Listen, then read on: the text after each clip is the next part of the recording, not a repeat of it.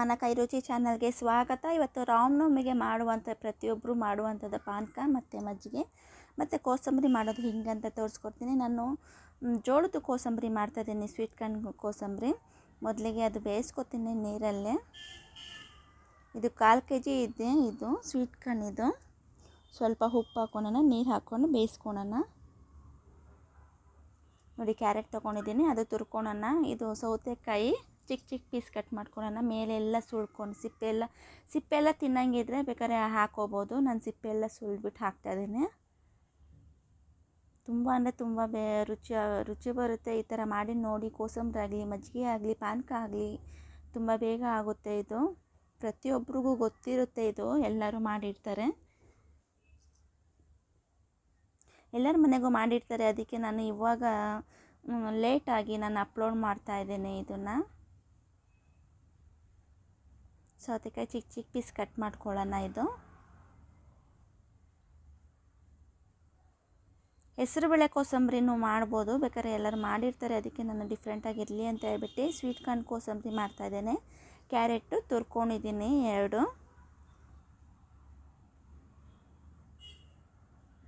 ತೆಂಗಿನಕಾಯಿ ಆ್ಯಡ್ ಮಾಡ್ಬೋದು. ನಾನು ಕ್ಯಾರೆಟ್ ಹಾಕ್ತಾಯಿದ್ದೀನಿ. ಬೇಯಿಸ್ಕೊಂಡಿರ್ತೀವಲ್ಲ ಸ್ವೀಟ್ ಕಾರ್ನ್, ಅದು ಹಾಕ್ತಾಯಿದ್ದೀನಿ.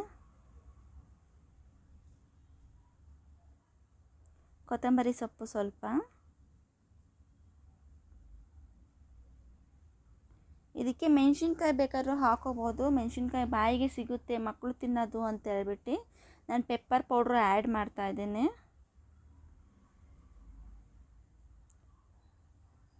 ಸ್ವಲ್ಪ ಉಪ್ಪು ಕಮ್ಮಿನೇ ಹಾಕ್ಕೊಳ್ಳಿ, ಯಾಕಂದರೆ ತಿನ್ನೋವಾಗ ಮಿಕ್ಸ್ ಮಾಡ್ಕೊಳ್ಳಿ ಉಪ್ಪನ್ನ, ಇಲ್ಲಾಂದರೆ ನೀರು ಬಿಟ್ಕೊಬಿಡುತ್ತೆ ಉಪ್ಪು ಹಾಕೋವಾಗ. ಉಪ್ಪು ಹಾಕಿದ್ಮೇಲೆ ನೋಡಿ, ಪೆಪ್ಪರ್ ಪೌಡ್ರು ಹಾಕೋತಾ ಇದ್ದೀನಿ. ನೀವು ಮೆಣಸಿನ್ಕಾಯಿ ತಿನ್ನಂಗಿದ್ರೆ ಮೆಣಸಿನ್ಕಾಯಿ ಹಾಕೋಬೋದು.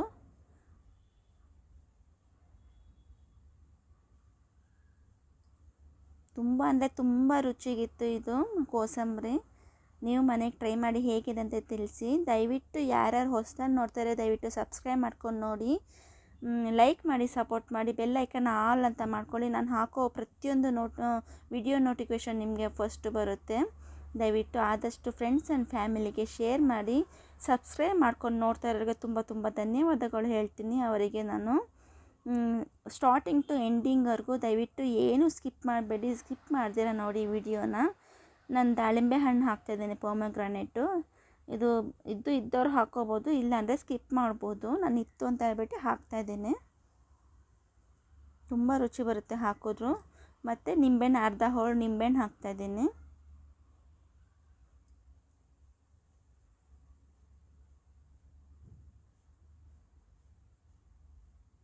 ಮಿಕ್ಸ್ ಮಾಡ್ಕೊಳ್ಳೋಣ ಇವಾಗ ಚೆನ್ನಾಗಿ. ಉಪ್ಪನ್ನ ಲಾಸ್ಟಲ್ಲಿ ಹಾಕ್ಕೊಳ್ಳಿ ತಿನ್ನೋವಾಗ, ಇಲ್ಲಾಂದರೆ ತುಂಬ ನೀರು ಬಿಟ್ಕೊಬಿಡುತ್ತೆ ನೀವು ತಿನ್ನೋವರೆಗೂ.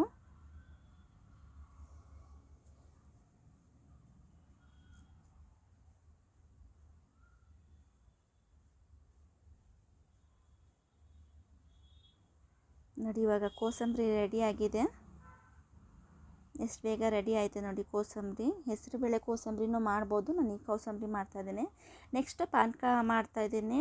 ನಾನು ಉಂಡೆ ಬೆಲ್ಲ ತೊಗೋತಾ ಇದ್ದೀನಿ, ಅದನ್ನು ಪೌಡ್ರ್ ಮಾಡ್ಕೊಂಡು ಕರೆಸ್ಕೊತಾ ಇದ್ದೀನಿ.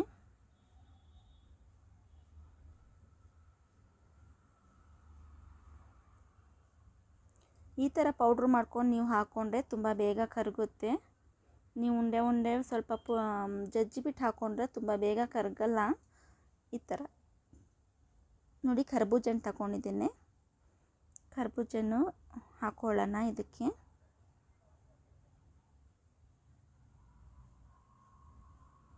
ಕೆಲವ್ರು ಏನು ಮಾಡ್ತಾರೆ ಅಂತ ಹೇಳಿದ್ರೆ ನಿಂಬೆಹಣ್ಣು ಹಾಕ್ಬಿಟ್ಟು ಮತ್ತು ಪೆಪ್ಪರ್ ಪೌಡ್ರು ಮತ್ತು ಉಪ್ಪು ಹಾಕ್ಬಿಟ್ಟು ಬೆಲ್ಲ ಹಾಕಿ ಮಾಡ್ತಾರೆ. ಹಾಗೂ ಮಾಡ್ಬೋದು, ಪುದೀನ ಹಾಕ್ತಾರೆ.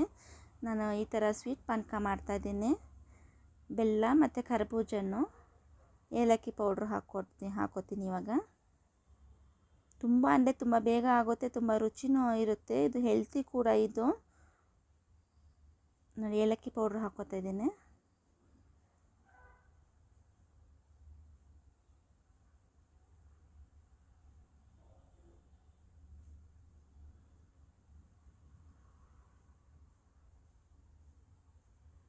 ಇವಾಗ ರೆಡಿಯಾಗಿದೆ. ಬೆಲ್ಲ ಎಲ್ಲ ನೋಡಿ ಕರಗಿದೆ. ನೆಕ್ಸ್ಟು ಮಜ್ಜಿಗೆ ಮಾಡ್ಕೊಳ್ಳೋಣ. ಮೊಸರು ತೊಗೊಂಡಿದ್ದೀನಿ ನಾನು, ಗಟ್ಟಿ ಮೊಸರು ಇದು. ಒಂದು ಸ್ವಲ್ಪ ಇದು ಬೀಟ್ ಮಾಡ್ಕೊಳ್ಳೋಣ ಮೊಸರನ್ನ.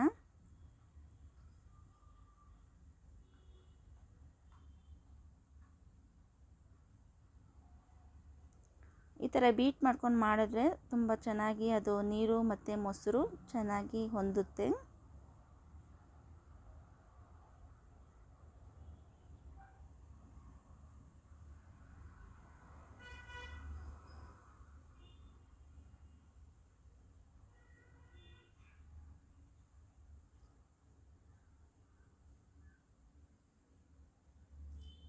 ಇದಕ್ಕೆ ಈರುಳ್ಳಿ ಹಾಕ್ಕೊಂಡು ತಿಂತವ್ರೆ ಕೆಲವರು. ನಾನು ಪ್ರಸಾದಗಲ್ವ ಮಾಡ್ತಾ ಇರೋದು, ಅದಕ್ಕೆ ಈರುಳ್ಳಿ ಯೂಸ್ ಮಾಡ್ತಾಯಿಲ್ಲ. ಈರುಳ್ಳಿ ತಿನ್ನೋರು ಈರುಳ್ಳಿ ಹಾಕೋಬೋದು ಇದರಲ್ಲಿ. ಈರುಳ್ಳಿ ಮತ್ತು ಕರ್ಬೇವಿನ ಸೊಪ್ಪು ಹಾಕೋಬೋದು, ಮತ್ತು ಚಾಟ್ ಮಸಾಲನೂ ಹಾಕೋಬೋದು, ಆಮ್ಚೂರು ಮಸಾಲ ಹಾಕೋಬೋದು. ಅದು ನಾನು ಯಾವುದು ಯೂಸ್ ಮಾಡ್ತಾಯಿಲ್ಲ, ಸಿಂಪಲ್ಲಾಗೆ ಮಾಡ್ತಾಯಿದ್ದೀನಿ.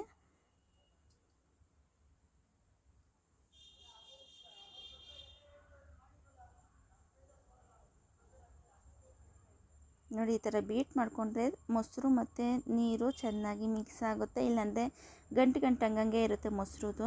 ಸ್ವಲ್ಪ ಸ್ವಲ್ಪ ಸಣ್ಣದಾಗಿ ಕಟ್ ಮಾಡ್ಕೊಂಡಿರೋದು ಕೊತ್ತಂಬರಿ ಸೊಪ್ಪು ಹಾಕ್ತಾಯಿದ್ದೇನೆ. ಸ್ವಲ್ಪ ಉಪ್ಪು ಹಾಕ್ಕೊಳ್ಳೋಣ.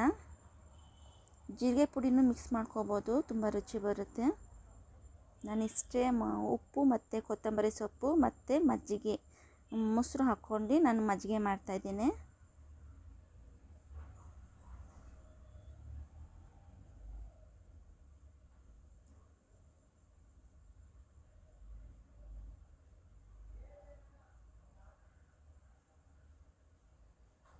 ನೋಡಿ, ಇವಾಗ ರೆಡಿಯಾಗಿದೆ. ದಯವಿಟ್ಟು ಯಾರ್ಯಾರು ನೋಡ್ತಾ ಇದ್ದೀರಾ ಹೊಸಬ್ರು, ದಯವಿಟ್ಟು ಸಬ್ಸ್ಕ್ರೈಬ್ ಮಾಡ್ಕೊಂಡು ನೋಡಿ, ಲೈಕ್ ಮಾಡಿ, ಸಪೋರ್ಟ್ ಮಾಡಿ. ಫ್ಯಾಮಿಲಿ ಆ್ಯಂಡ್ ಫ್ರೆಂಡ್ಸ್ಗೆ ದಯವಿಟ್ಟು ಶೇರ್ ಮಾಡಿ. ಶೇರ್ ಮಾಡೋದು ಮರಿಬೇಡಿ, ಲೈಕ್ ಆ್ಯಂಡ್ ಕಮೆಂಟ್ ಮಾಡೋದು ಮರಿಬೇಡಿ. ನೀವು ನಿಮ್ಮ ಮನೆಗೆ ಟ್ರೈ ಮಾಡಿ ಹೇಗಿದೆ ಅಂತ ತಿಳಿಸಿ.